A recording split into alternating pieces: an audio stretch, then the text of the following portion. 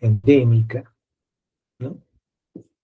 Y aún hay enfermedad de Chagas aquí en Perú, no en la misma frecuencia como en los años 20, 30, pero todavía existen enfermedades de Chagas. Es importante reconocer que este vector es un vector domiciliario, ¿sí? Y existen cierto tipo de características en las casas, ¿no? De la época. Minas Gerais actualmente es una ciudad cosmopolita, ¿no? Con edificios, centros comerciales, pero en ese entonces las construcciones son como las que existen tal vez, tal vez en algunas zonas de Tacna, de Moquegua, de Arequipa, que son construidas en base a adobe, ¿no? A barro y a quincha, ¿no? Con techos de paja. En Cusco, en Puno, algunas zonas todavía se conserva ese tipo de construcción. Entonces, eso favorecía el hábitat de este vector denominado teratoma. ¿Cómo se transmite la enfermedad de Chagas? La enfermedad de Chagas se transmite por la picadura del vector infectado, del teratoma infectado. También se puede transmitir con transfusiones de sangre. También se puede transmitir por vía transplacentaria de madre a hijo y en forma accidental a través de los trasplantes de órganos. El tripanosoma, ¿no? Es un protozoario flagelado, pertenece a la familia de los tipo o Nosomatidae y es transmitida por un artrópodo hematófago. Uno de ellos son los triatomas, ¿sí? Otro es el Rhodnius y otro es el Pastrongylus.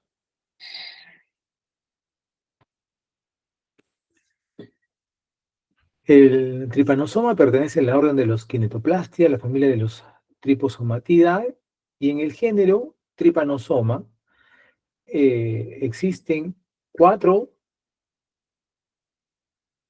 especies del Trypanosoma, ¿no? Rangeli, Rhodicensi, Brucei gambiese y Trypanosoma cruzi. Ese es el que nosotros vamos a estudiar ahora.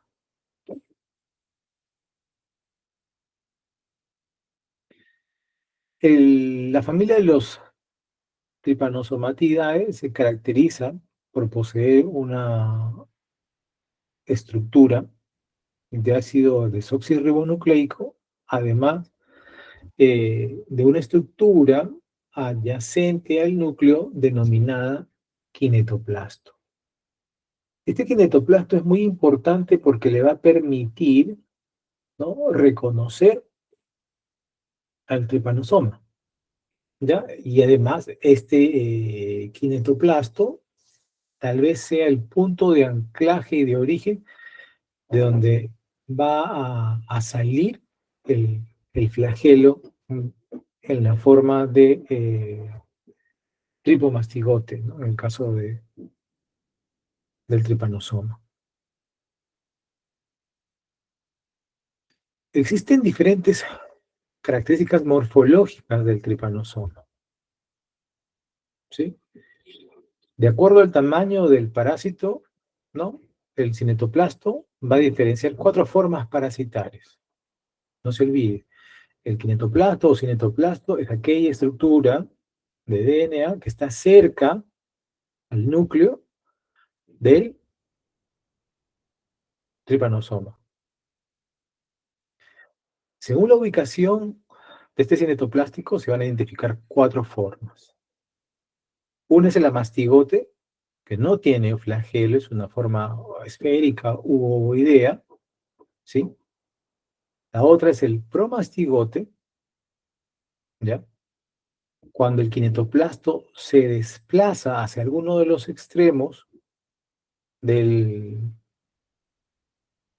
parásito, del protozoario, luego migra nuevamente hacia la región cercana al núcleo, ¿sí? Ya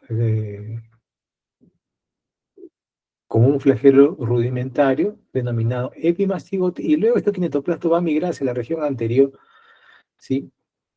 Y es allí donde se va a denominar tripomastigote.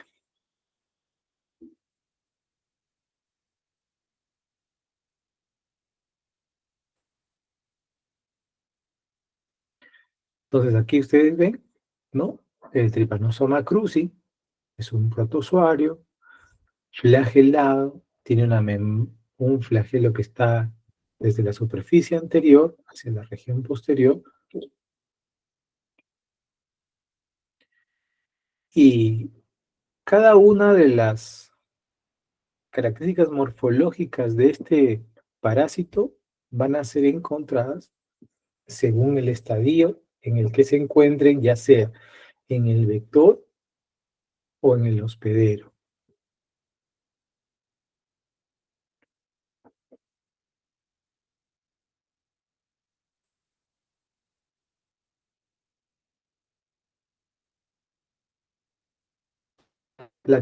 Existen dos formas clínicas de tripanosomiasis: la tripanosomiasis americana y la tripanosomiasis del viejo mundo, llamémosla así, que en ese caso es la enfermedad del sueño, ¿no? Que es transmitida por el mosquito o la mosca tsetse. En el caso de la tripanosomiasis americana, es transmitida por el triatoma, el rodeos o el Pastrongyrius.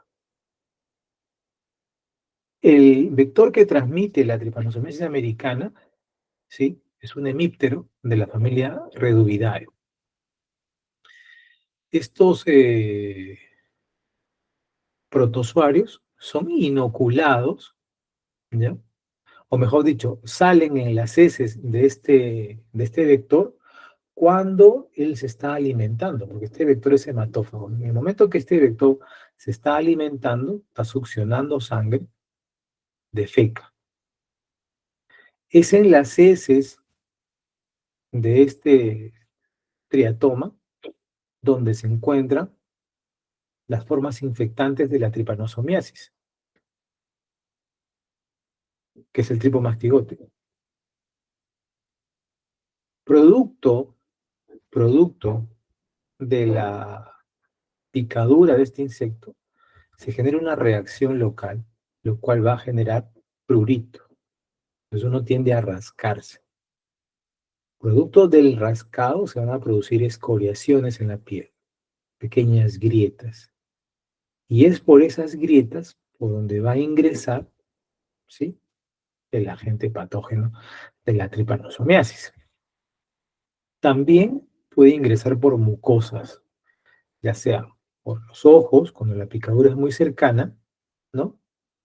Puede ingresar por la mucosa ocular, o cuando, por ejemplo, ¿no?, se come algunos productos contaminados con las heces de este triatoma. Paréntesis. Está descrito en diferentes partes de Sudamérica, y pongo ejemplo Perú, por ejemplo. La zona donde se cultiva caña de azúcar hacia el norte de Lima, ¿no? Ah, en los cañaverales existe triatomas. Entonces estos triatomas defecan, ¿no?, en medio de los cañaverales, en la corteza de la caña de azúcar. Entonces se ha descrito, ¿no?, de las personas que cosechan, que las personas que comen, que mastican caña de azúcar, porque lo convencional, lo convencional es que para pelar la caña de azúcar uno use la boca, ¿no?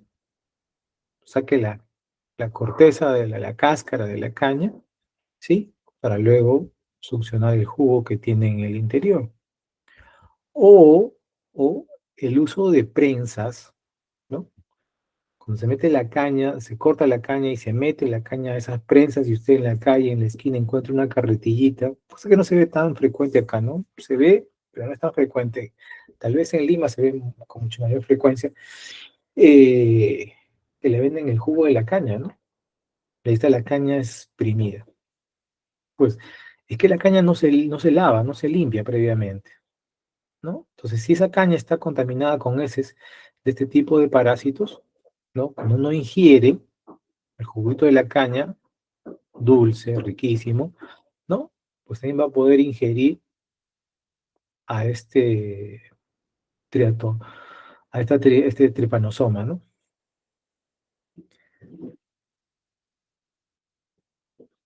En otros lugares, en la selva amazónica, por ejemplo, existe una fruta, ¿no? Que se llama aguaje. Esta fruta crece en una palmera y se ha descrito, se ha encontrado, ¿no? Vectores que transmiten la tripanosomiasis en esta palmera. Entonces, las personas cuando van a cosechar, muchas de ellas son picadas en ese momento, ¿no? Por el vector. Muchas de ellas pueden infectarse al momento de pelar el aguaje, que está contaminado con las heces del tripanosoma.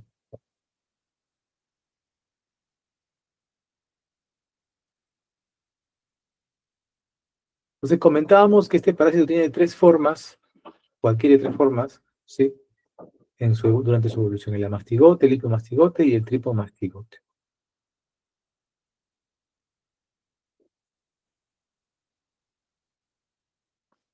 De izquierda a derecha, el amastigote es no flagelado, tiene el núcleo, ¿no?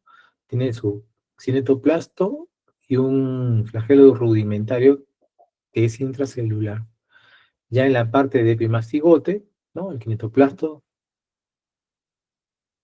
nace, ¿no? Este flagelo pequeño, y luego en la época de tripomastigote el kinetoplasto se transporta hacia la región adelante del núcleo, ¿no? Por delante del núcleo.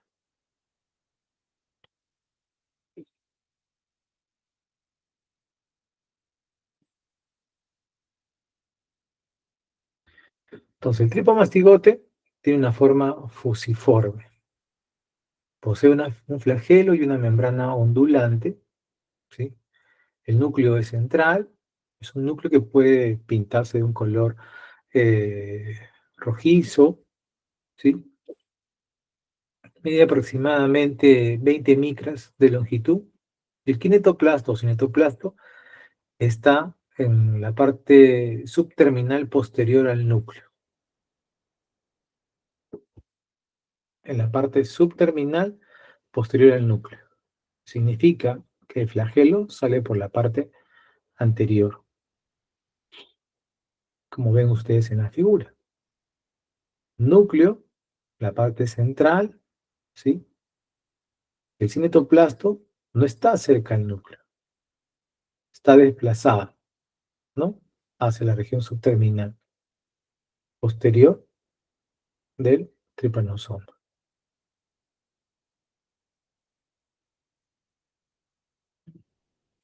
Fotos de barrido de un tripanosoma, ¿no?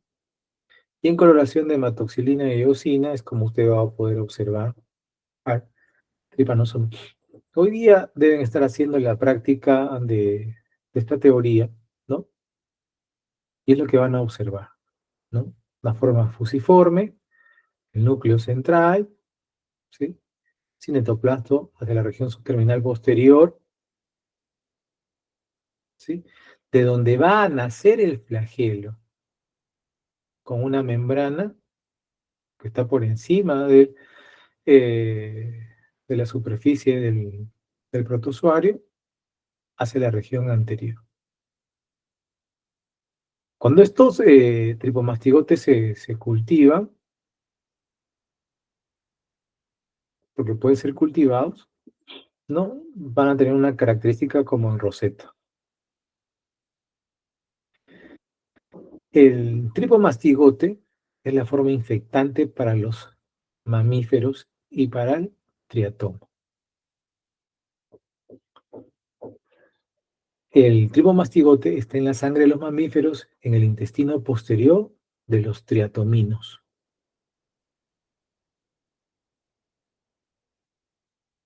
El reservorio, no olvidemos, que son los mamíferos. es el diseminador de la enfermedad. Es decir, que viene un triatoma a alimentarse de un mamífero. Si este mamífero está infectado por tripanosoma, el triatomino se va a infectar. En el triatomino, ¿no? Este tripanosoma va a seguir un ciclo en el tubo digestivo y va a llegar hacia la parte posterior del intestino, y cuando vuelva a alimentarse, él va a eliminar en sus heces, ¿no?, el tripomastigote. Eso no se olviden, es la forma infectante. La otra característica morfológica que tiene el, el, el tripanosoma es el epimastigote. También tiene una forma fusiforme, pero ¿cómo se diferencia del tripomastigote? Se diferencia gracias al cinetoplasto. Kinetoplasto está por delante del núcleo o a su nivel.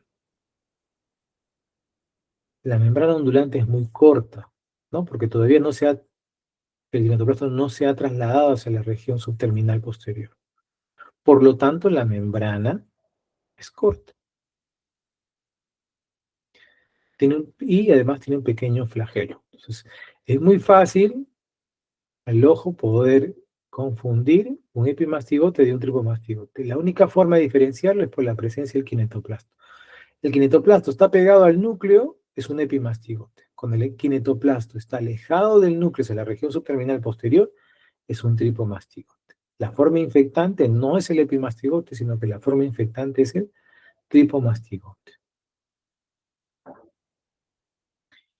El epimastigote es la forma de multiplicación a nivel del intestino del triatoma, y es la que nosotros podemos obtener en los medios de cultivo. Entonces, ustedes ven ahí en esa fotografía electrónica, ¿no?,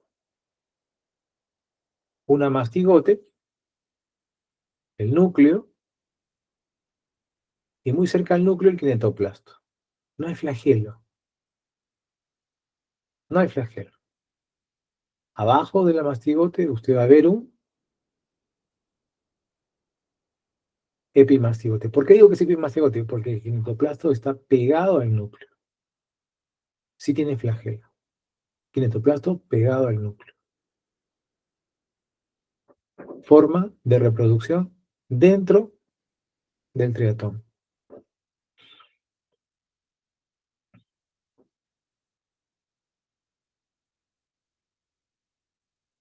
Y la otra forma que adquiere el tripanosoma es la forma de mastigote. Es la forma aflagelar, intracelular. Puede tener una forma redondeada u ovalada. Este amastigote también se va a dividir, pero por división binaria. Estos van a estar aglomerados, generalmente dentro de una célula, formando nidos, dependiendo del lugar donde se ubique. Tener en cuenta de que esta parasitosis es una parasitosis sistémica, ¿no? Si llega el torrente sanguíneo, significa que va a haber una distribución sistémica. Músculo liso, músculo estriado, sistema nervioso central, principalmente.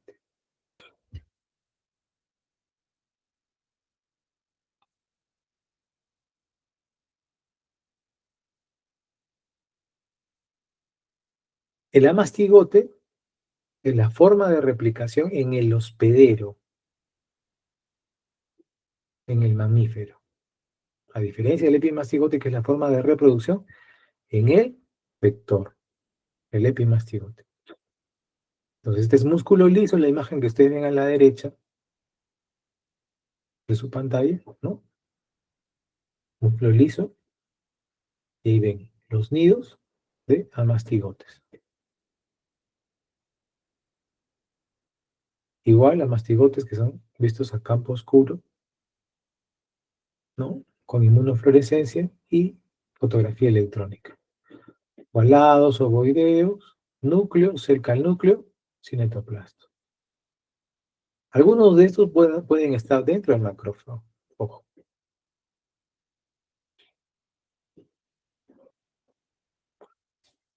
Fotografía electrónica de barrido, ¿no? Tripomastigote, membrana ondulante desde la parte posterior hacia la parte anterior.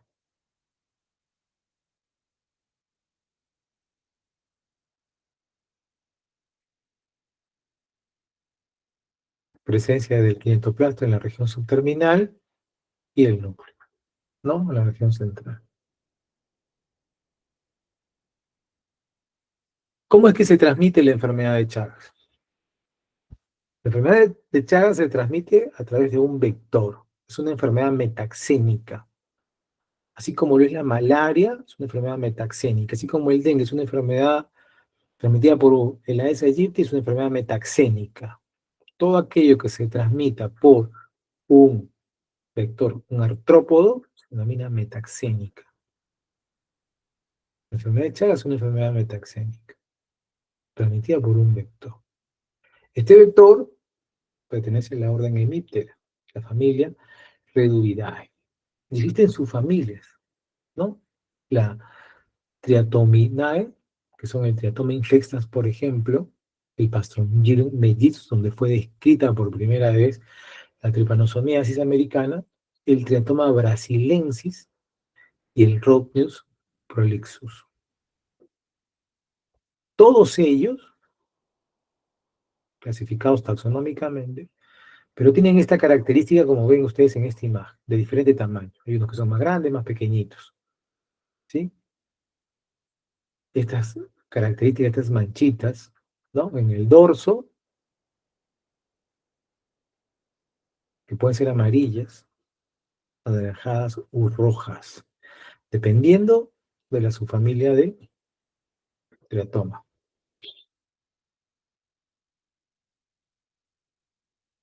Entonces hay que tener en cuenta de que dentro de la reproducción de este triatoma, ¿no? Los que se han asociado con mayor frecuencia a la transmisión de la tripanosomiasis son el Pastrongylus, el Rhodnius y el Triatoma infestas. En su ciclo biológico, estos, que seguro hoy día lo van a ver, ¿no? Pasan por diferentes estadios en su crecimiento, ¿no?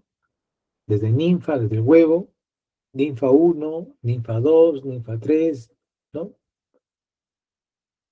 5 estadios ninfales hasta llegar a su forma adulta.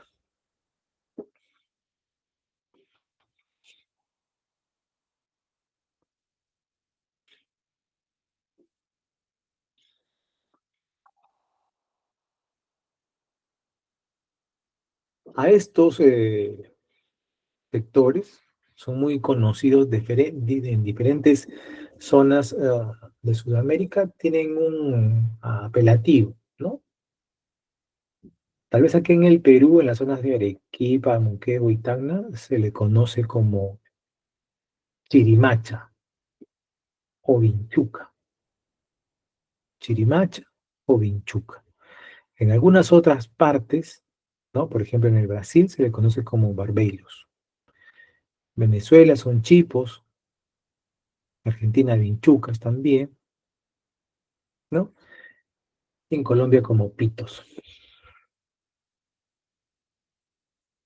Estos vectores se van a infectar cuando chupan la sangre de un mamífero, incluido el hombre, con tripomastigotes sanguíneos. Estos tripomastigotes sanguíneos van a sufrir una transformación a lo largo del tubo digestivo de este vector. Se han descrito 3 fases que pasa este tripomastigote, ¿no? En el intestino del vector. Los esferomastigotes Los epimastigotes en el intestino medio, que se multiplican intensamente por división finaria, y los tripomastigotes metacíclicos, que se van a encontrar en la ampolla rectal de los teatomas, ya como forma infectantes para el hospedero vertebrado.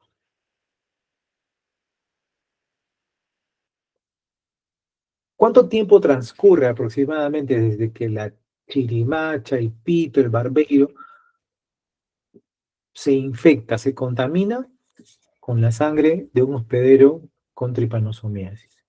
Aproximadamente pasan 20 días para que se complete ese ciclo, ¿no? En el tubo digestivo del triatoma, ¿no? Desde esferomastigotes, epimastigotes, ¿sí? Y tripomastigotes.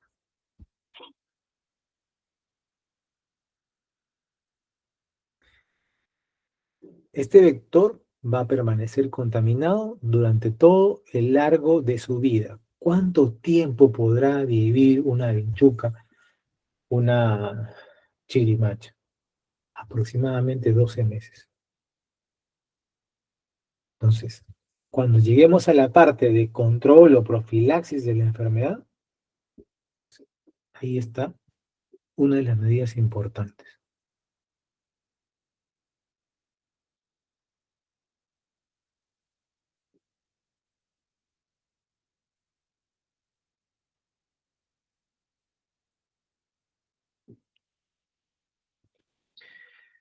Entonces, eso lo van a ver ustedes hoy día en la práctica, porque ya he visto de que hay un muestrario.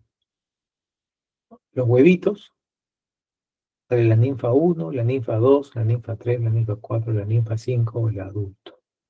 Macho, hembra.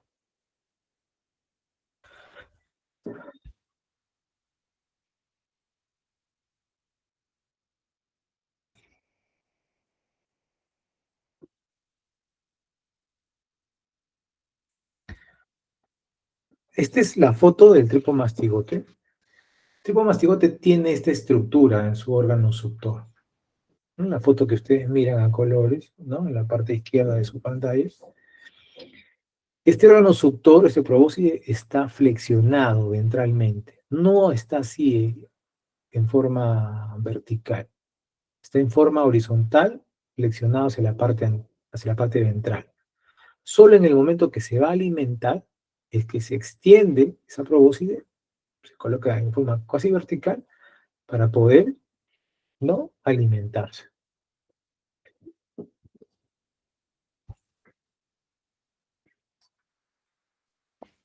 Entonces, lo que va a hacer este triatoma al momento que succiona la sangre, si el hospedero está infectado con enfermedad de Chagas, ese hospedero va a tener en la sangre, ¿no?, tripomastigotes sanguíneos, circulantes. Entonces, la vinchuca succiona sangre y va a aspirar el tripomastigote. Ese tripomastigote va a llegar al estómago del triatoma, va a establecerse una forma de esferomastigote. Este esferomastigote se va a reproducir y ya en la parte del intestino posterior, medio y posterior, va a dar origen al epimastigote. Y ya solo en el recto, ¿sí?, va a alcanzar la forma madura de tripomastigote metacíclico, que es la forma infectante para el mamífero, para el ser humano.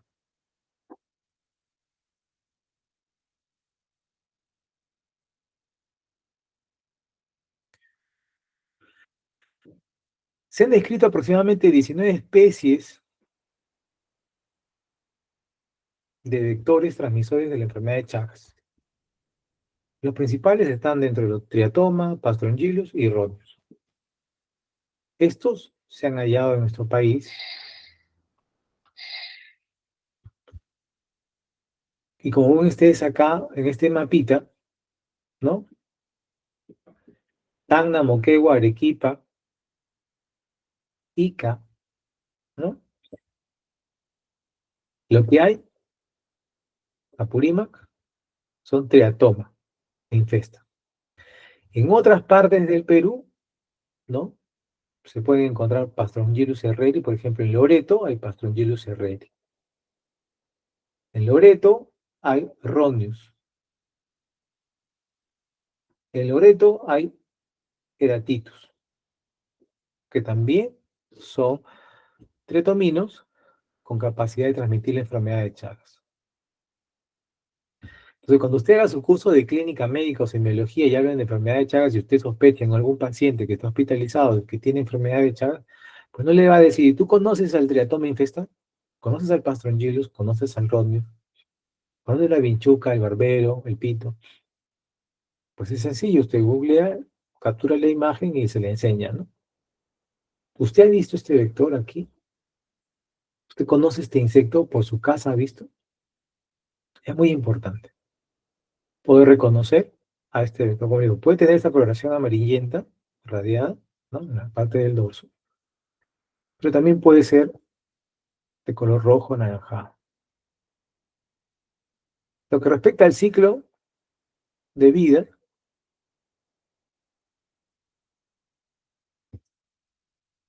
tener en cuenta que hay dos partes, una en el diatomino y otra que es en el hombre, ¿no?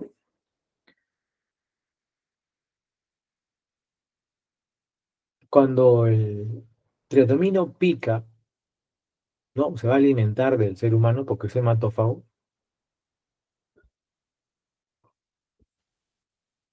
Este va a defecar y lo que defeca son tripomastigotes metacíclicos, producto del rascado, o si se encuentra en una mucosa, cerca de una mucosa, ¿no? Se puede contaminar y el hospedero es infectado. ¿Por qué? Porque a través de las grietas que se hacen producto del rascado van a ingresar estos tripomastigotes metacíclicos. Ya una vez que han ingresado los tripomastigotes metacíclicos, ¿sí?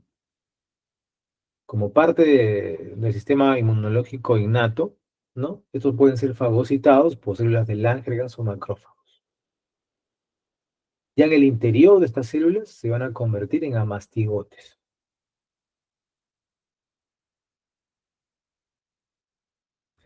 Estos amastigotes se van a ubicar en los tejidos, formando nidos, y van a dividirse por replicación binaria.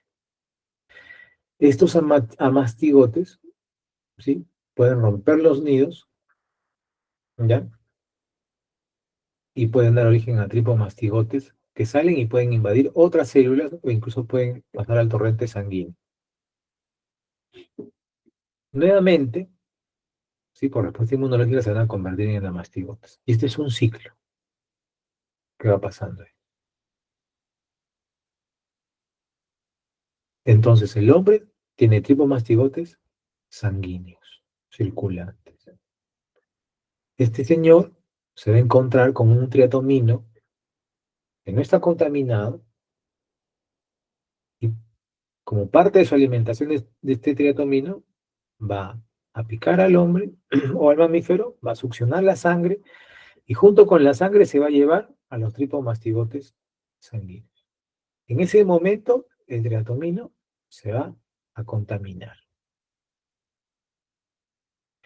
Y ya hemos visto lo que pasa a nivel del estómago, del intestino medio y la parte final del intestino. Y es así como el triatomino se hace infectante.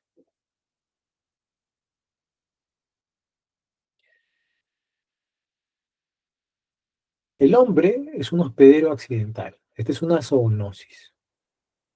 El hombre es un hospedero accidental. Los reservorios están desde el armadillo, que fue descrito por Carlos Chagas, pero también están los primates, los gatos, los perros, los cuyes, las ratas, ¿no? Las zarigüeyas, también están. En muchos laboratorios se usa el cuy para estudio de esta enfermedad y de otras enfermedades, ¿no? Porque el cuy también es un reservorio de tripanosomiasis. Paréntesis. Recuerdo, ¿no? Dentro de nuestra formación como médico, infectólogo, estuvimos en Brasil y ellos comentaban ahí y se asombraba Usted no va a encontrar un ciudadano brasileño que coma cuy. No, no va a encontrar. ¿Por qué? Porque ellos usan al cuy, el camundongo, y lo usan para estudio de laboratorio. Ellos tienen esa fijación por esta enfermedad, ¿no? Y el cuy como un reservorio de esta.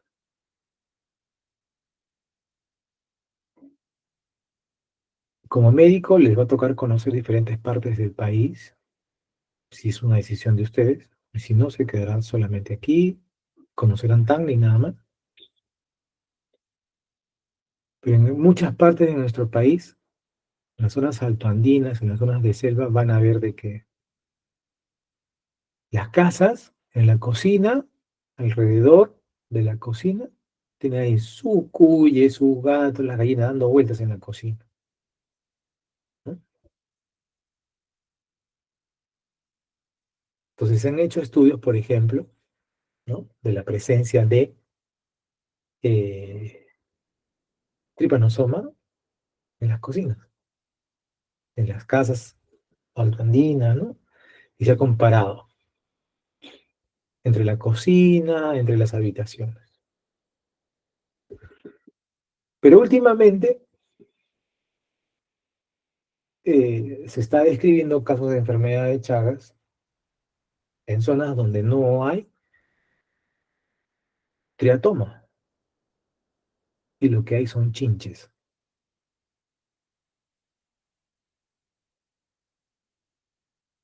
Se ha descrito que los chinches también tienen la capacidad de poder transmitir la enfermedad de Chagas. Esto ya lo hemos leído, el ciclo de vida.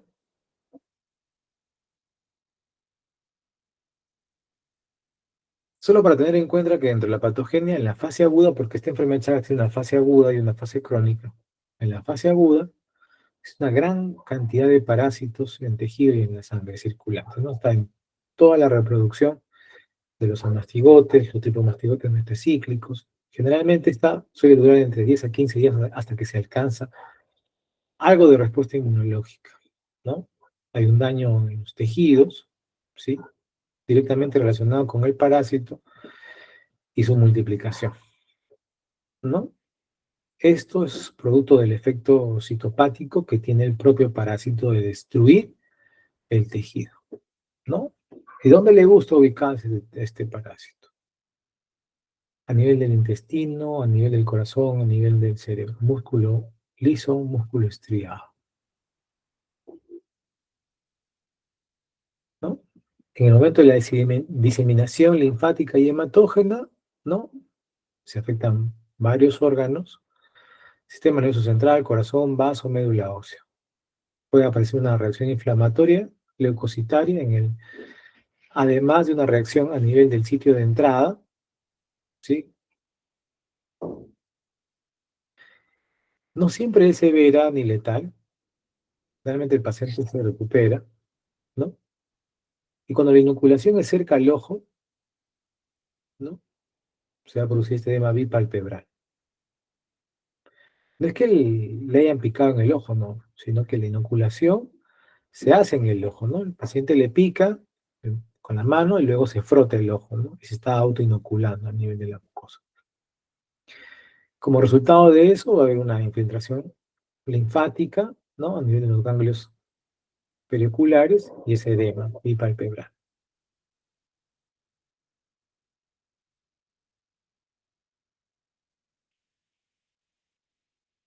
A ese edema bipalpebral, que generalmente se observa en niños, es muy poco frecuente en adultos, se llama signo de Romaña. El daño que se va a producir en este momento de la enfermedad es el efecto citopático, la propia destrucción de los tejidos por acción directamente de este parásito. Hay una respuesta inmunitaria específica, ¿sí?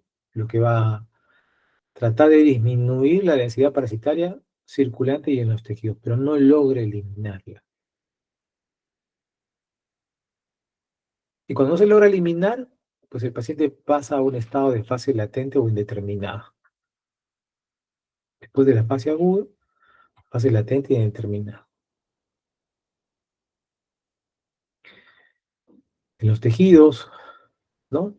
Los nidos de mastigotes y que episódicamente pueden liberar tipo mastigotes metacíclicos o simplemente se quedan como nidos de mastigotes y siguen produciendo daño. Y esta enfermedad puede aparecer como asintomática durante mucho tiempo, meses, años, 10 a 20 años, asintomática. Y solo ya cuando el daño estructural del órgano está hecho, que uno se da cuenta, ¿no? El, el corazón agrandado, el colon agrandado, el esófago agrandado, ¿no? Megacolon, cardiomegalia, megaesófago, ¿no? Y todo eso está en relación a la respuesta inmunológica y el efecto citopático que tiene directamente el parásito, ¿no? Algunos mecanismos inmunológicos en lo que respecta a la cardiopatía chagásica, ¿no? Para la afectación del corazón. Hay un infiltrado inflamatorio de macrófagos, de natural killer y célula helper, ¿no? TCD4.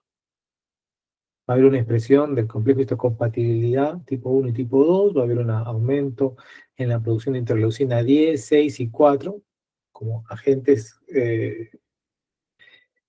como citoquinas resultantes de la respuesta inflamatoria, ¿sí? Y esto va a favorecer el daño a nivel cardíaco. A nivel del tubo digestivo, de la misma manera, van a haber exudados inflamatorios, predominio de linfocitos TCD4, TCD8, ¿no? Y esto que va a generar destrucción de los plexos, ¿sí? Y por consiguiente del músculo y por consiguiente dilatación tanto del esófago como del colon. Va a haber una desnervación neuronal. Y en la fase crónica, ¿no? Donde la parasitemia, la presencia de parásitos en sangre es mínima, pero puede haber, lo que predomina generalmente son los nidos de mastigotes, ya sea en el tejido cardíaco, en el tejido digestivo, ¿no? Lo que va a condicionar una cardiomegalia chagásica. Hay hipertrofia y dilatación de las cavidades, aneurismas del ápice del ventrículo izquierdo, ¿no? Puede haber miocarditis, insuficiencia cardíaca congestiva. Acá hay un aneurisma ¿no? del ventrículo izquierdo, esa foto que ustedes ven en la parte izquierda de su pantalla, con ese como chichoncito en la punta del corazón, ¿no? Ese es un aneurisma. La diferencia entre un corazón grande, ¿no? Dilatado. A nivel del tubo digestivo, ¿no? Los megasíndromes, ¿no? Hay una alteración a nivel del sistema nervioso autónomo, el cual va a alterar el peristaltismo del tubo digestivo, va a haber una hipertrofia, disfunción de las vías musculares y aumento del tamaño de los órganos. Megasófago, megacolon. Bueno, esta enfermedad también puede ser transmitida transplacentariamente, de madre a hijo durante el periodo de la gestación. Y solo para tener en cuenta las manifestaciones de la enfermedad, ¿no? La fase aguda es una fase febril, muchas veces pasa inadvertida o confundida por otro tipo de patología, ¿sí? Puede haber edema bipartebral, puede ser confundida simplemente como una celulitis preorbitaria, una celulitis de cara, ¿no? Una queratitis, las linfadenopatías preauriculares, paratiroidías, estenoncleidomastoideas, suelen ser confundidas como síndromes mononucleósidos cuando están asociados a fiebre. Pero no olvidarse, presencia de edema bipalpebral, pensar en signo de Romaña. Preguntar, ¿ha visto a este insecto cerca a su casa? No, no lo he visto. Inmediatamente usted se acuerda, pero los chinches también pueden transmitir. Busco una foto de un chinche y se la muestro. ¿Ya ha visto este insecto cerca de casa? En el interior de la casa, porque este vector es intradomiciliario, ¿no? En su gran mayoría de veces. La fase aguda generalmente suele durar algo entre 30 a 60 días. La parte, las manifestaciones en cuanto a lo que es las formas crónicas, prácticamente el diagnóstico en las fases crónicas son accidentales, ¿no? Viene el paciente con un aumento del tamaño del corazón, con una insuficiencia cardíaca congestiva, y usted se pone a descartar entre las causas de insuficiencia cardíaca congestiva, ¿no?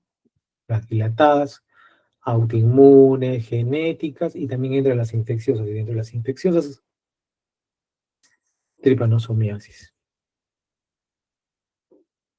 Un paciente que viene con estreñimiento crónico, un paciente que viene con regurgitaciones, con pirosis, con vinagreras, ¿no?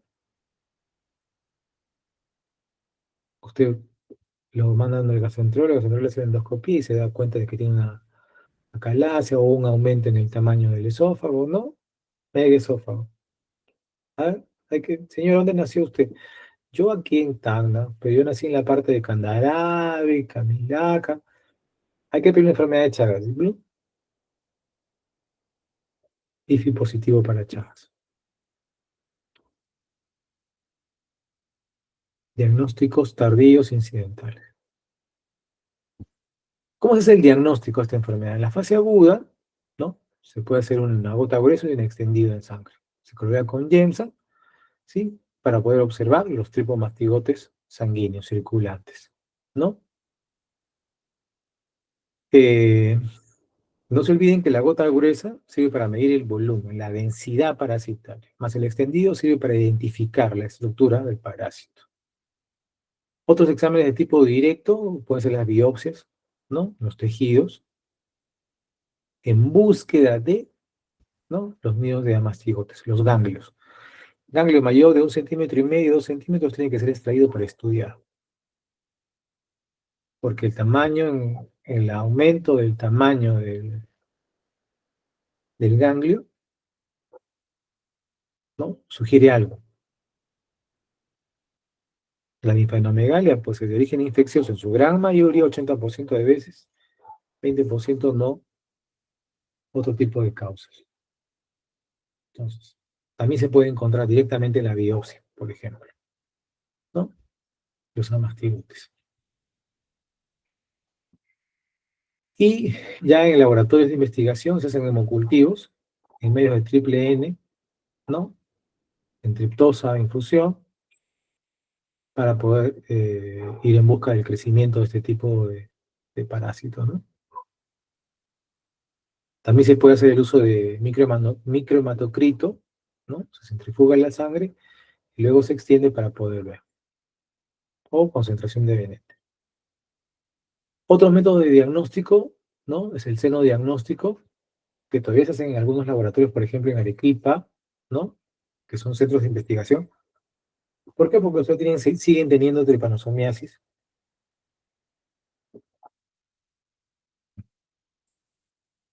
En los laboratorios tienen vectores, ninfas, eh, no contaminadas. Entonces, cuando se sospecha en un paciente de tripanosomiasis, se le coloca en unas cestitas pegadas en el brazo para que el paciente sea picado por este triatoma, ¿sí? Y luego lo que se trata es identificar en el tubo digestivo del vector después de 2 a 6 semanas, ¿no? Que es cuando el vector se torna infectante, se diseca el vector y en el intestino se busca, ¿no? Los tripomastigotes, ¿no? Los epimastigotes. Exámenes indirectos, exámenes serológicos de ELISA para detección de IgM, IgG, inmunofluorescencia, hemaglutinación indirecta, fijación del complemento, ¿no? El factor EBI también.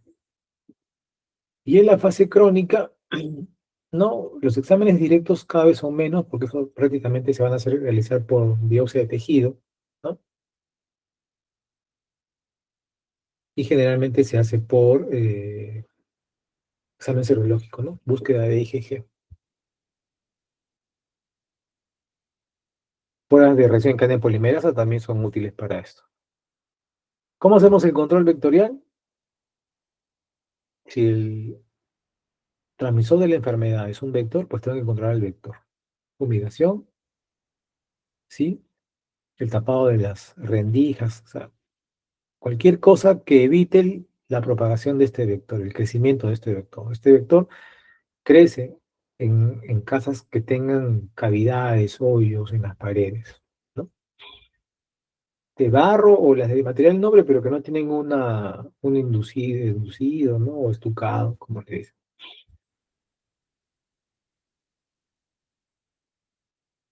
Mejorar los acabados. Evitar los reservorios, ¿no? El michimichi, el guaguao, el bobi, ¿no? Que también pueden ser reservorios en algunas zonas endémicas.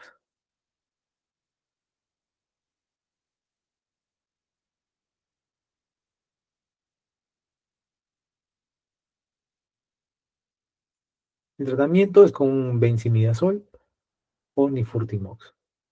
El tratamiento generalmente está dirigido para las formas de presentación aguda o en aquellos que tienen eh,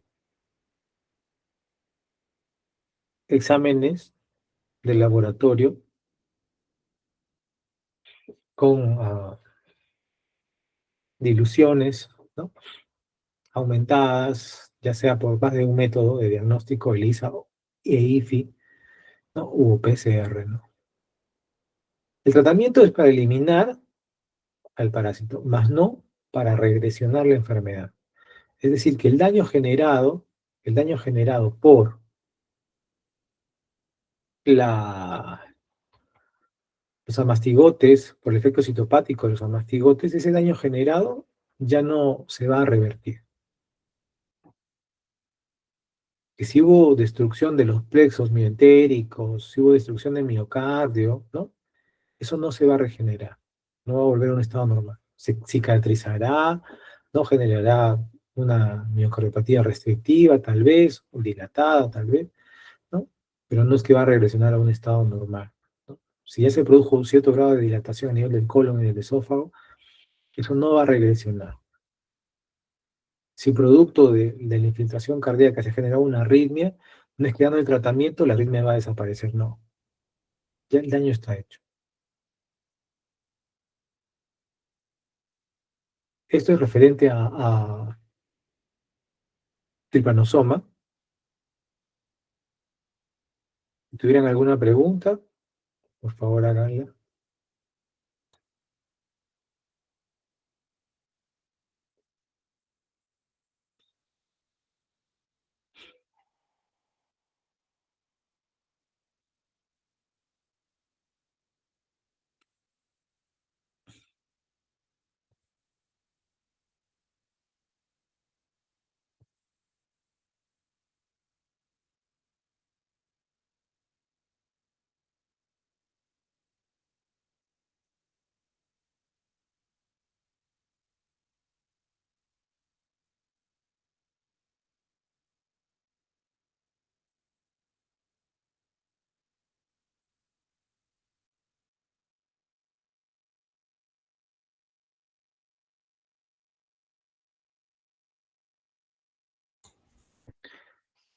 Alejandro Choque Maquera, ¿alguna pregunta?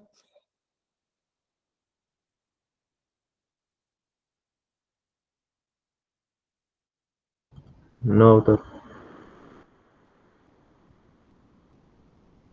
Ok.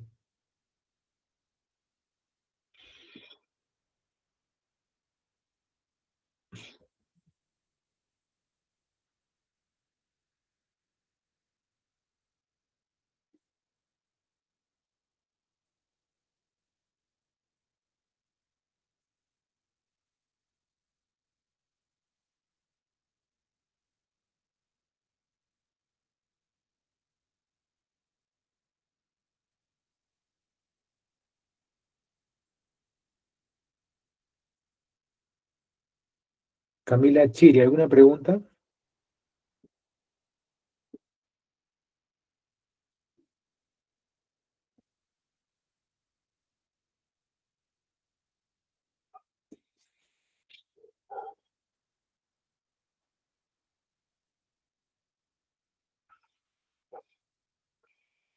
Maricelo Paredes, ¿alguna pregunta? No, doctor, todo claro.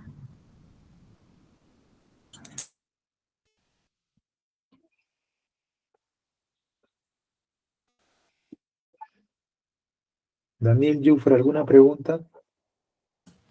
No, doctor, todo claro. Diego C., ¿alguna pregunta?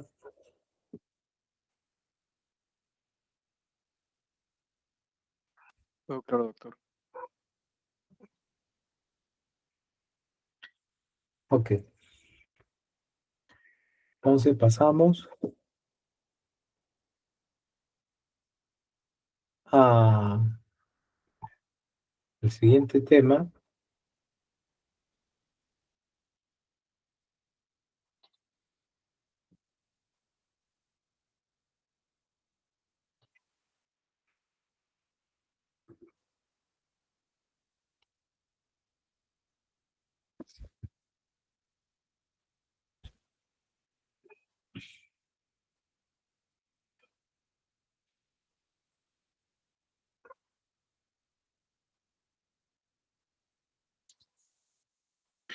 El siguiente tema del que vamos a hablar es de la leishmaniasis.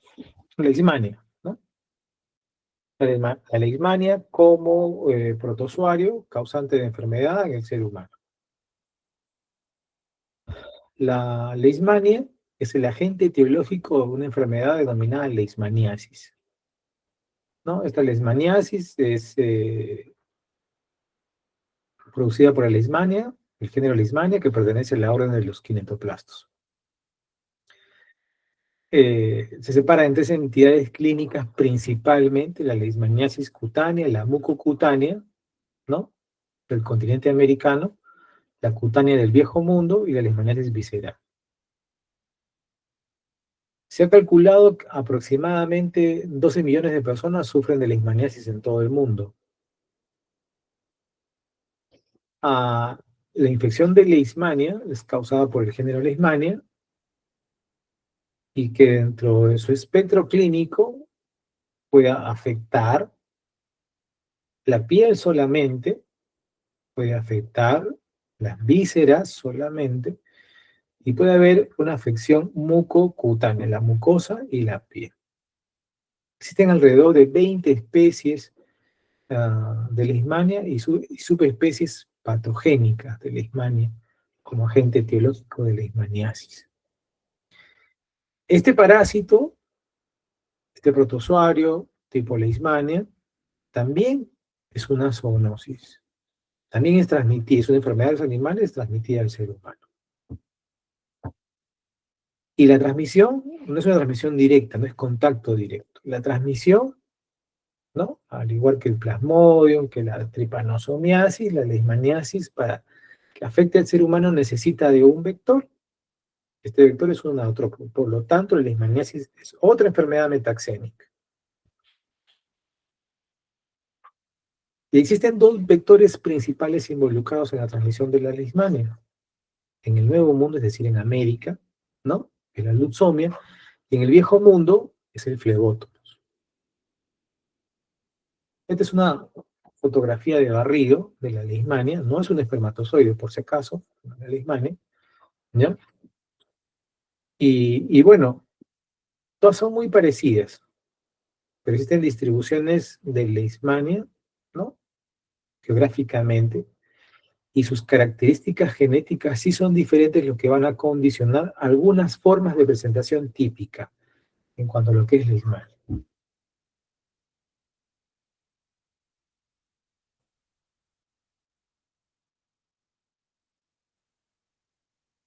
La leishmania pertenece al subreino de los protozoa, al filo Sarcomastigófora, la clase Mastigófora, la orden Kinetoplastida, familia Trypanosomatidae, género Leishmania, dos subgéneros principales, el Viaña y el Leishmania.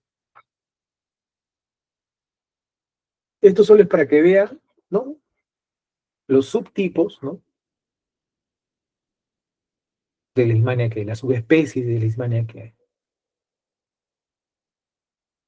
Dos subgéneros, Leishmania y Viaña. Pero dentro de Leishmania existe Leishmania donovani, trópica, mayor, eutrópica, mexicana. Y entre cada una de ellas existen todavía subespecies. ¿no? Donovani Chagassi, Donovani Infantum. Dentro de la mexicana, la Manzonesis, la Gangmani, la mexicana, Lipafanoi, la venezolensis. Y dentro de la Viaña, dos grandes complejos, ¿no? Brasilensis y la guyanensis. Dentro de la brasilensis, las subespecies brasilensis y la peruviana. Dentro de la guyanensis y panamensis, ¿no? Y existe otra, dentro del Viaña, que es la Lanzoni, recientemente clasificada.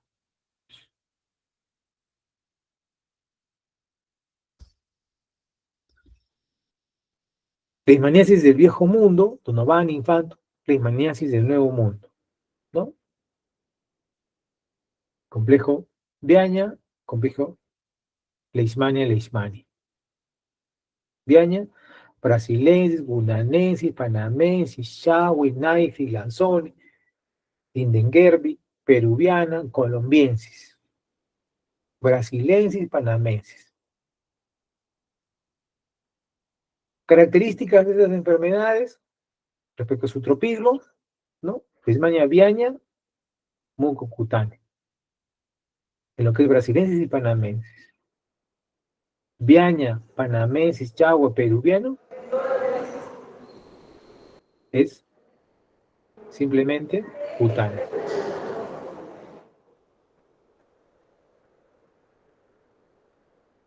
Por favor, díganle a su compañera Claudia Morales Pérez de que apague su micrófono. Gracias.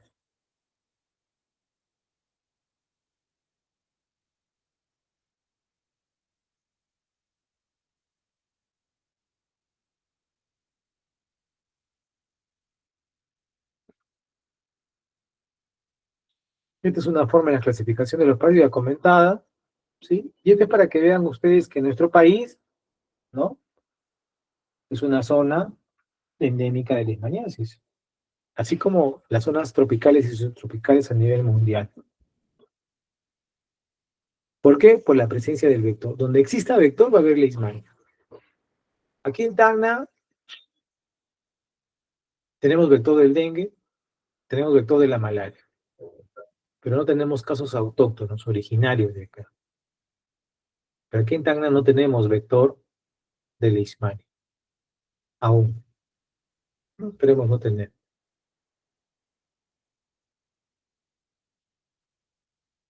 Generalmente, ¿no? En nuestro país, las zonas tropicales, ¿no? Orientales, es donde hay mayor número de casos de leishmania. Pero también hay leishmania en Lima, ¿sí? Hay leishmania en Ancash, hay leishmania en Piura, en Trujillo hay leishmania. En Puno también hay leishmania.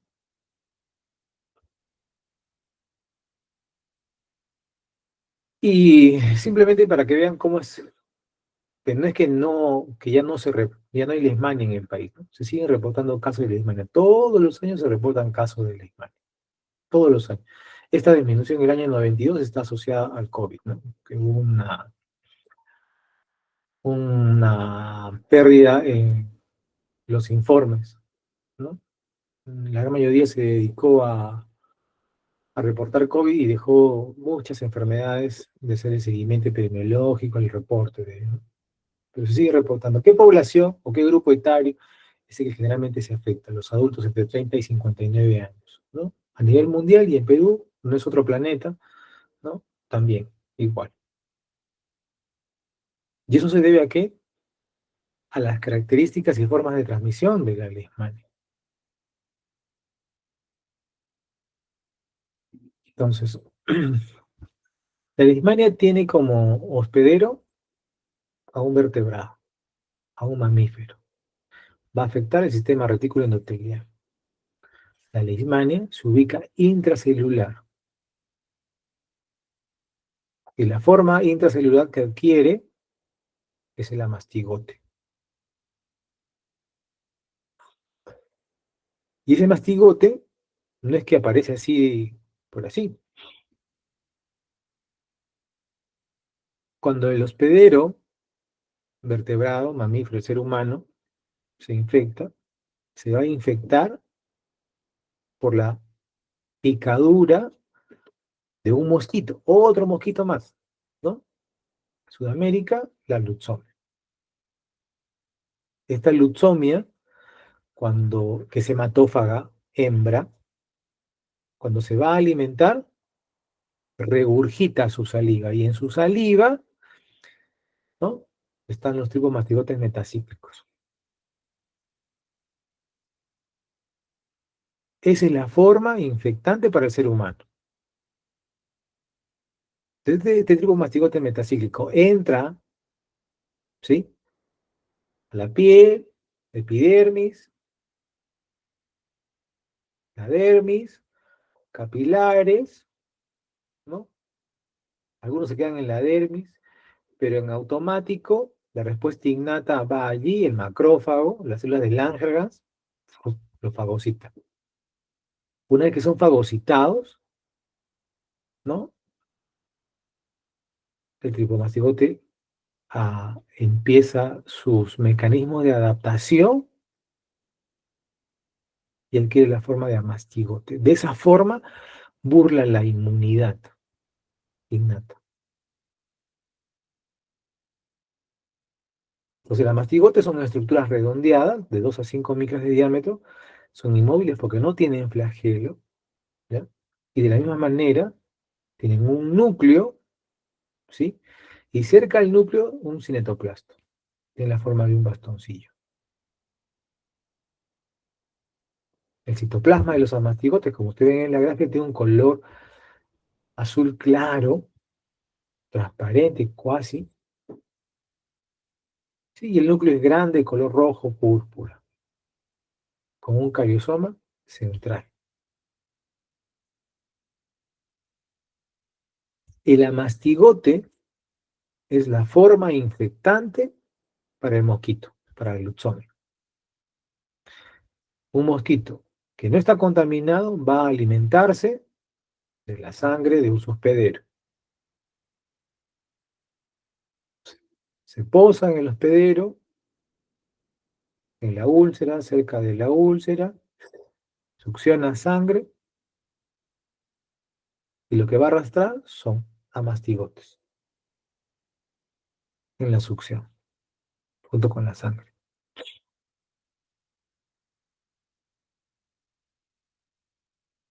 Estos amastigotes son los que van a contaminar al vector. Los amastigotes son intracelulares obligatorios, están dentro generalmente del macrófago o de las células de Langerhans. Se van a dividir por división binaria y también pueden crecer en medios de cultivo celular. Otra de las características morfológicas de la leishmania son los promastigotes.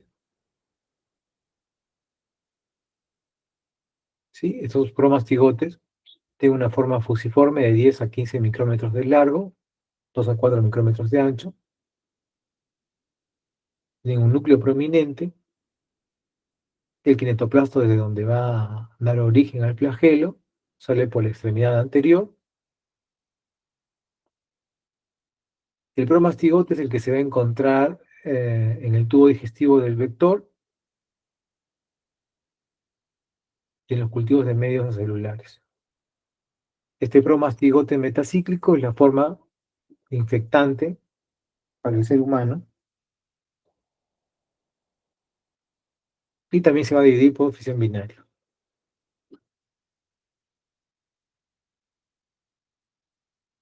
Solo para que tengan en cuenta la clasificación clínica de los casos de leishmaniasis, ¿no? La leishmaniasis cutánea, netamente dicha, es una forma de una úlcera, o tal vez una forma diseminada, dependiendo de la respuesta inmunológica que haya en el paciente. Para los que hacen su curso de inmunología, van a ver ahí que la respuesta inmunológica es mediada, ¿no? La inmunidad adquirida es mediada por el linfocito T, ¿no? Y este linfocito T tiene T0, tiene dos características.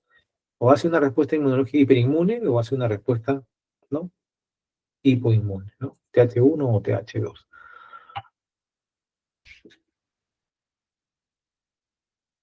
Este es el vector, también es un díptero, la familia de los Cichodidae. la subfamilia Flebotomidae. El género son dos en América, la Lutzomia, y en África, Asia y Europa, el Fleboto. Es un mosquito muy pequeñito, ¿ya? 2 milímetros a 3 milímetros. Tiene una característica peculiar, ¿no? Ven acá ustedes sus alitas, tienen esa forma, erectas, siempre erectas, forma de una V. Solo para que tengan en cuenta, ¿no? Que estas luxomias, ¿no? Pueden transmitir diferentes tipos de leishmania, ¿ya? Y además que existen diferentes tipos de luxomia, no solo es una luxomia, subespecies de luxomia, ¿no?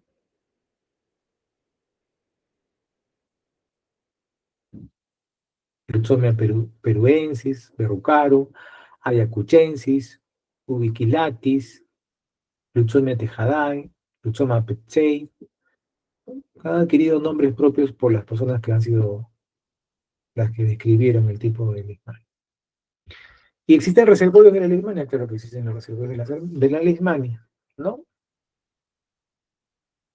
Que son mamíferos, ¿no? Y eso lo vamos a ir viendo en el desarrollo del tema. Esta luxomia mide de 2 a 4 milímetros de longitud, está densamente cubierto por unos pelitos finos, ¿sí? Piernas comprimidas, tiene un aparato genital en la extremidad posterior del abdomen, lo cual la diferencia entre macho y hembra, ¿sí? La cabeza es a 90 grados de acuerdo a la longitud del tórax, ¿no? Es la región ventral. Y en reposo las alas se encuentran en sentido oblicuo y erectas, formando una V.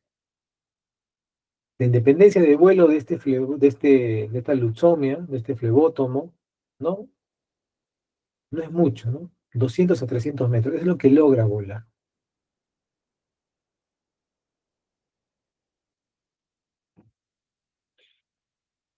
Su tiempo de vida medio oscila entre 20 a 30 días, y esta se va a reproducir en lugares húmedos, frescos, en alturas de hasta 1700 metros del nivel del mar. Se ha descrito hasta 1900, 1000 metros sobre el nivel del mar. Cada vez se adaptan mejor. Y tienen un horario de picadura que es en el atardecer, ¿no? Predominantemente en el crepúsculo. Aquí vemos la luxomia, la cabeza en 90 grados, las alitas oblicuas, erectas, ¿no? Formando una V, lleno de pelitos. Esta luxomia va a depositar sus huevitos en materia orgánica. ¿Qué significa eso? En desechos, ¿no? Hojas, ramas, poña, en desechos, en tierra húmeda, arena húmeda.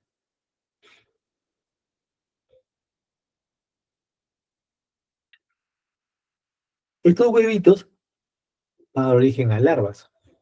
Posteriormente estas larvas van a pasar por unos estadios, ¿no? Larva 1, larva 2, larva 3, larva 4. Ese proceso va a durar entre 18 a 60 días y van a dar origen a las pupas. Estas pupas que son estáticas, que no se mueven, después de 7 a 14 días van a dar origen a la forma adulta.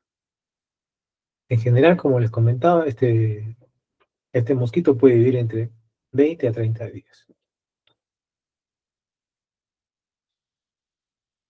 ¿Qué es lo que pasa en este mosquito? ¿No? Este mosquito se va a alimentar, es hematófago, succiona sangre, y lo que va a ingerir son macrófagos con amastigotes. Estos macrófagos con amastigotes se van a romper ya en el tubo digestivo, van a liberar los amastigotes, y estos se van a transformar en promastigotes. Estos promastigotes ya en el tubo digestivo van a madurar, ¿sí? Se van a multiplicar dentro de la membrana peritrófica y luego van a transformarse en paramastigotes que se van a adherir al epitelio intestinal y luego van a migrar hacia la región anterior a las glándulas salivales. Es en las glándulas salivales, ¿no? Donde se van a ubicar para luego ser inoculadas. Dependiendo del lugar donde se van a dividir estas paramastigotas, pueden ser peripiláricas, suprapiláricas. ¿Sí?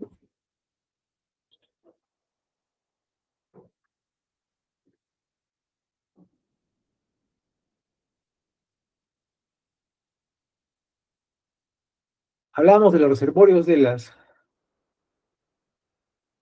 leishmania y tenemos todos los mamíferos, ¿no?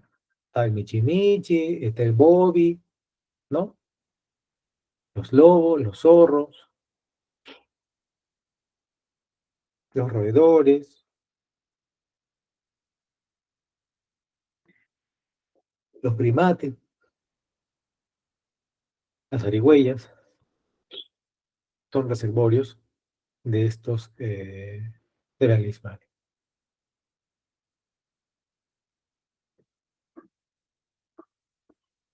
El oso hormiguero, el perezoso, pelejo, ¿no? Ahí ven ustedes la orejita del bobi, ¿no?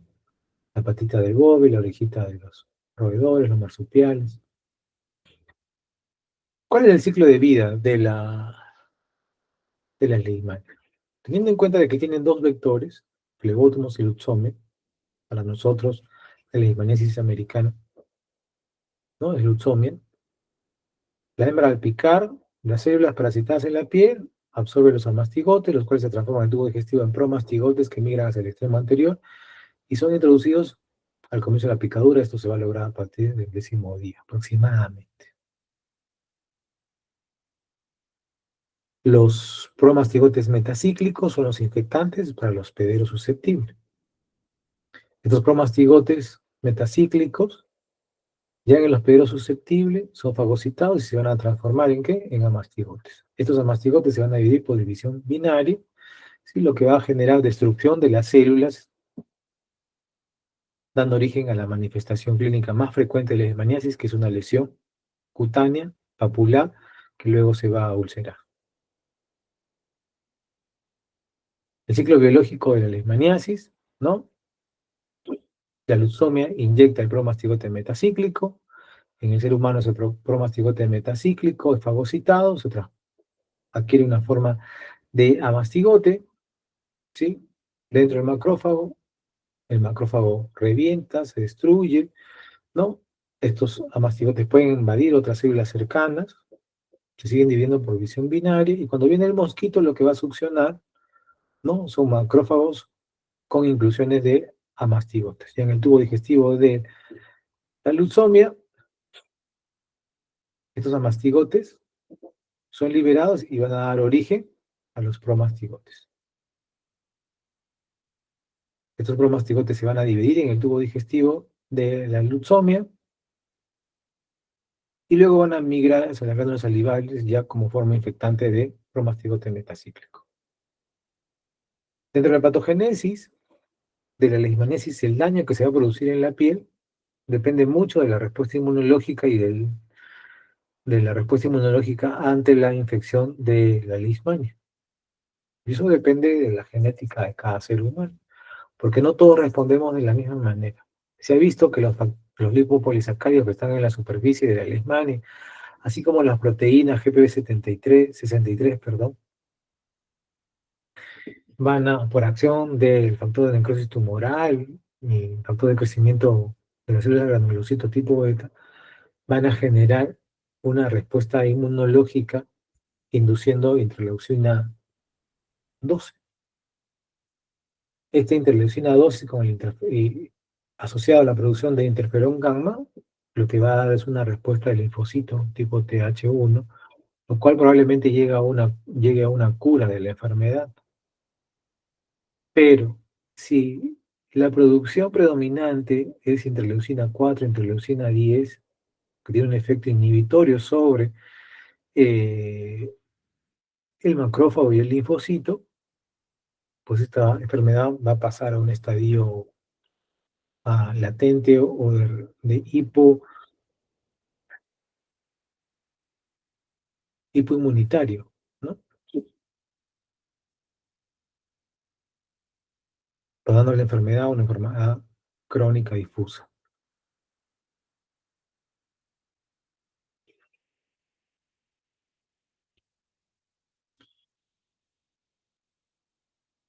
Recordad simplemente que la inoculación, ¿sí?, del promastigote metacíclico en el sitio de la inoculación, ¿no?, va a generar una reacción inflamatoria. Esta reacción inflamatoria tiene características granulomatosas, es decir, hay amastigotes, ¿sí?, en las células endoteliales, las arteriolas, los macrófagos, las células del ángel, en los conductos linfáticos, va a producir una linfangitis.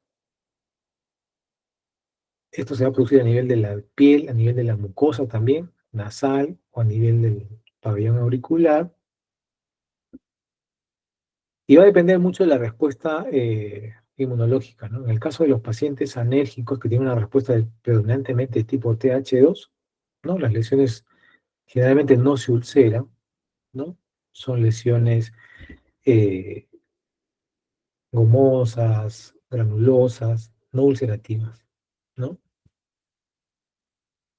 Y dan formas de presentación tipo difuso. Y lo que uno observa en la biopsia, pues no, igual son amastigotes a nivel del tejido.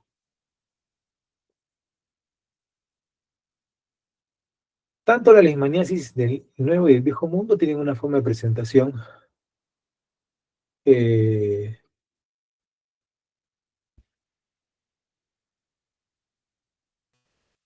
cutánea, ¿no? En el Viejo Mundo se le denomina botón del oriente porque son lesiones ulcerativas, necróticas, y eso le hace la denominación de botón del oriente, en diferencia del Nuevo Mundo, no son lesiones ulcerativas, costrosas, que al momento de mover la costra, pues no hay secreción purulenta, al contrario, es una secreción limpia, blanquecina, son lesiones no olorosas.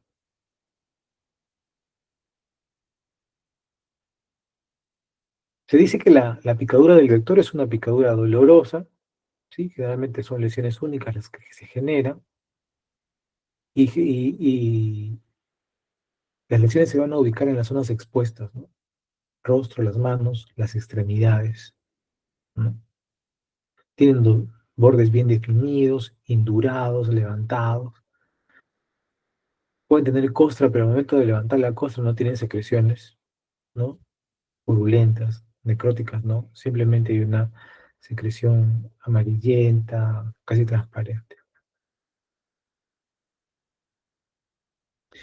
En aquellos pacientes que predominantemente tienen una respuesta inmunológica de tipo 1, pueden curar espontáneamente, pueden dejar cicatrices, ¿sí? Y en algunos casos hacen formas de presentación crónica asociadas a deformaciones.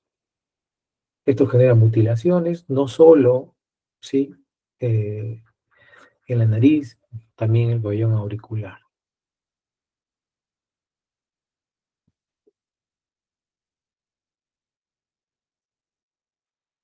Las formas de presentación mucocutáneas generalmente se presentan posterior a las lesiones de la piel. Un paciente tiene una leishmaniasis cutánea que pasado los 2 meses, 3 meses, se autolimita, ¿no? Y después de mucho tiempo posterior, ¿no?, tal vez años, aparece una lesión en la mucosa. Hay reportes de leishmaniasis mucocutánea en soldados americanos que participaron en las guerras en Irak, ¿no?, que han aparecido lesiones después de hasta de 30, 40 años.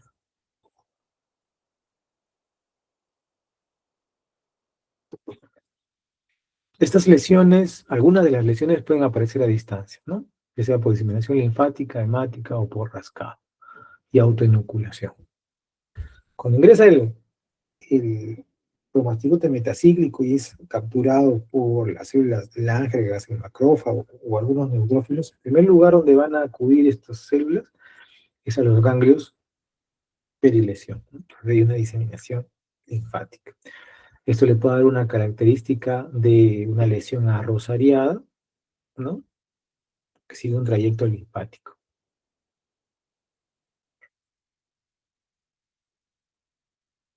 Eso es leishmaniasis cutáneo, mucocutáneo. Pero la otra forma de presentación de leishmaniasis visceral, que no ha sido reportada en el Perú, ¿no?, más bien sí ha sido reportada en Bolivia, en Brasil, Y es que la principal manifestación es la visceromegalia. ¿Mm? La lismania va a afectar el sistema retículo endotelial, produciendo hipertrofia de los órganos, hepato, esplenomegalia. Esta enfermedad puede tener un periodo de incubación entre 4 a 10 meses, suele ser asintomática. Algunos casos excepcionales pueden tener cura espontánea, algunos son mortales, ¿sí? Va a depender mucho del estado inmunológico del paciente. Y se caracterizan por presentar fiebre elevada, intermitente, linfadenopatías, piel hiperpigmentada, edema en miembros inferiores, puede haber anemia, leucopenia, trombocitopenia, trastornos de la coagulación y asociarse a otras enfermedades. En el viejo mundo, la leishmaniasis visceral se le conoce como calazar y puede aparecer después de 1 a 2 años de tratamiento insuficiente.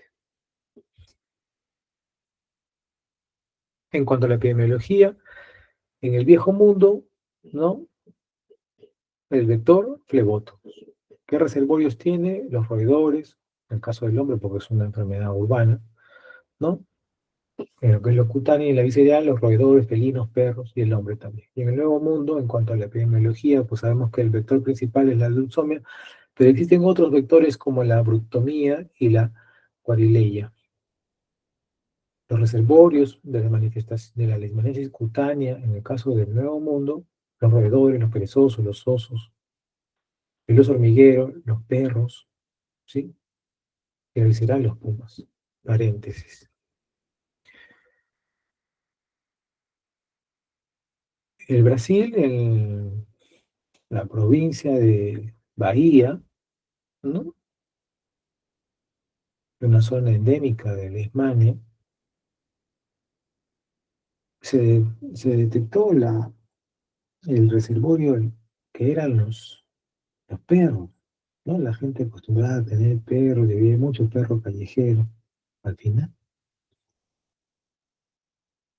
pues una forma de, cuando se determinó pues una epidemia de leishmaniasis cutánea, pues una de las medidas de control que ellos optaron en su momento, ¿no? En su momento, porque no es una cosa reciente, es una cosa antigua, fue el control de los reservorios, ¿no? Los gatitos, los perritos eran sacrificados para de esa forma disminuir los reservorios naturales, ¿no? De leishmania. Definitivamente que el impacto solo es momentáneo porque si uno no hace un control periódico, si uno no controla el vector, de nada sirve que elimines los reservorios naturales mientras en paralelo no haces un control vectorial adecuado, ¿no?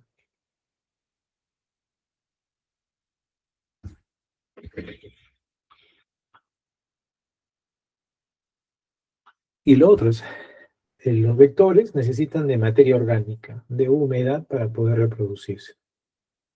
De eso necesitan.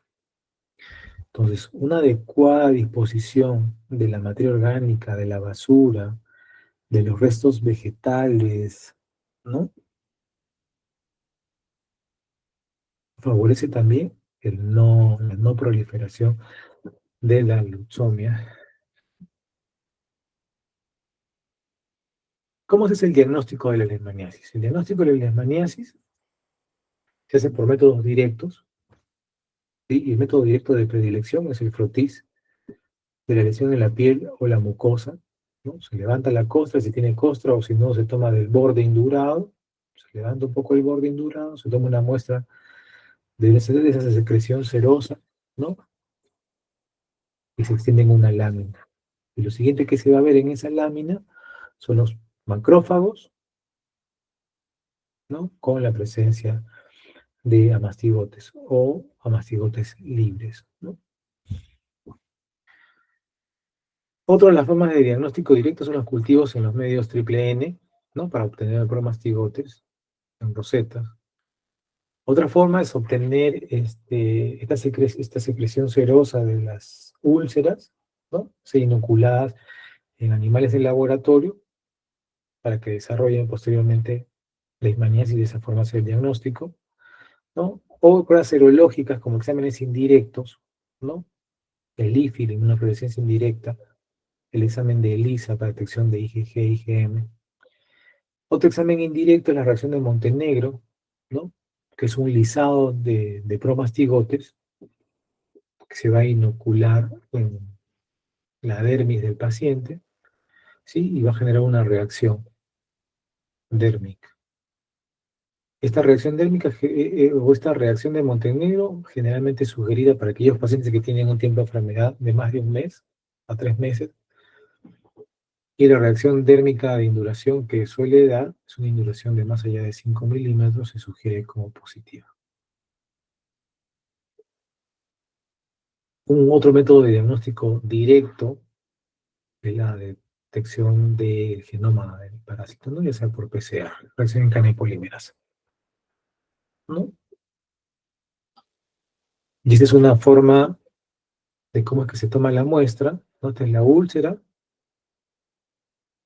o sea, por la leishmania, el borde indurado, ¿no? Se levanta el borde y de ese borde se toma la muestra, ¿no? Lo que va a salir es una secreción linfática, amarillenta, eso se extiende en una lámina por objetos, ¿sí? Se fija, se colorea y se lleva al microscopio. Y lo que usted va a ver es un macrófago con múltiples amastigotes en su interior. También hay amastigotes liberados, ¿no? Producto del traumatismo del procedimiento, ¿no? Esas estructuras ovoideas, ¿no? Con un núcleo prominente, ¿no? En algunas de ellas se logra ver el citoplasto alrededor del núcleo, son los amastigotes. Es el diagnóstico, es el gol estándar de diagnóstico. Entonces, una lesión igual ulcerosa en la cara, ¿no? Una úlcera, tipo un volcancito, de bordes regulares, de bordes indurados y que tiene una lesión anexa, contigua. ¿Por qué? Por diseminación linfática. Bordes regulares, algo indurados allí. Y de ahí donde se toma la muestra.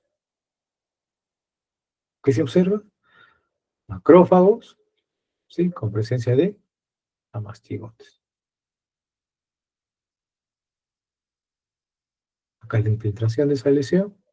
Para poder tomar muestras de cultivo se infiltra con cloruro de sodio, se infiltra, se aspira, se infiltra, se aspira, se infiltra, se aspira, y luego eso se llevado a un medio de cultivo triple N, y en ese cultivo triple N lo que van a crecer son los promastigotes en forma de rosetas, donde todos sus flagelos se juntan y van a dar el origen a como una flor.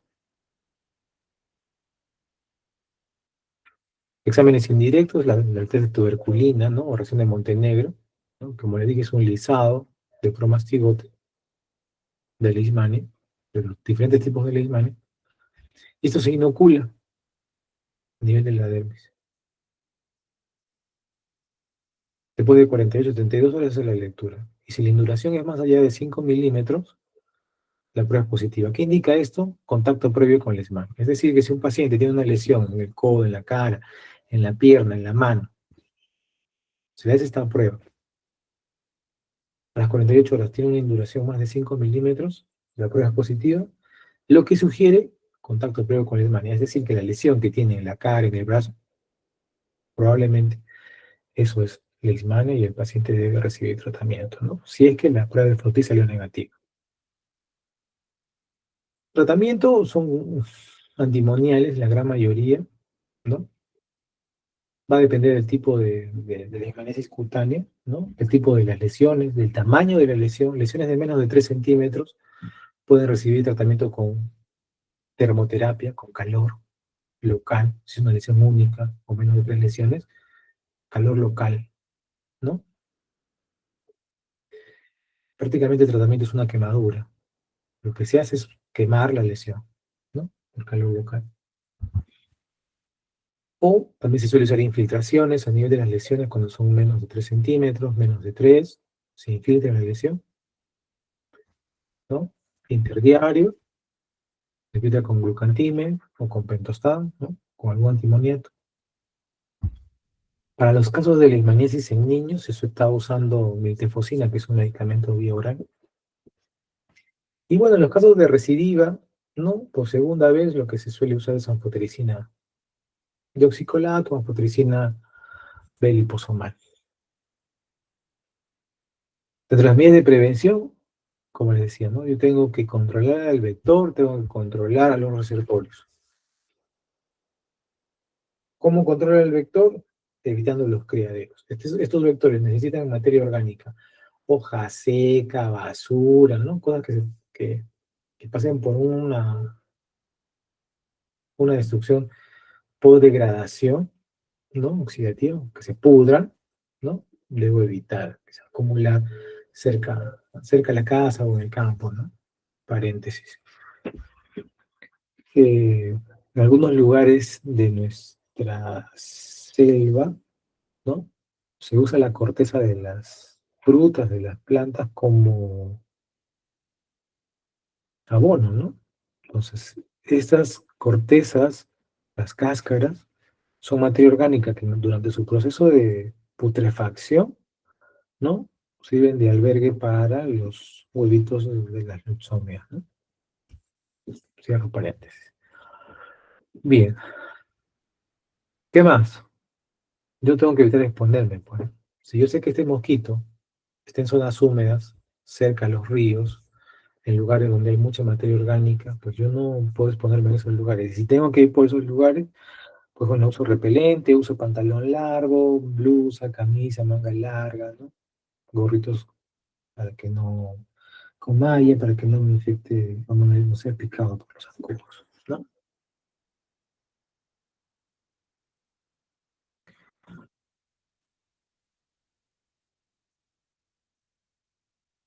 Y lo otro es tratar a las personas infectadas. Los reservorios domiciliarios, como el perro, el gato, ¿no? Controlar, tratar o eliminar. No hay un tratamiento profiláctico para la leishmania como sí lo existe para malaria. No hay una vacuna, está en investigación, se han intentado diferentes tipos de anticuerpos, pero ninguno de ellos ha resultado tener una efectividad como para ser usado en gran volumen. Muy bien, este es el segundo tema que tenía preparado para ustedes el día de hoy como parte de la clase que por motivos obvios no se ha realizado de forma presencial. ¿Alguna pregunta, por favor?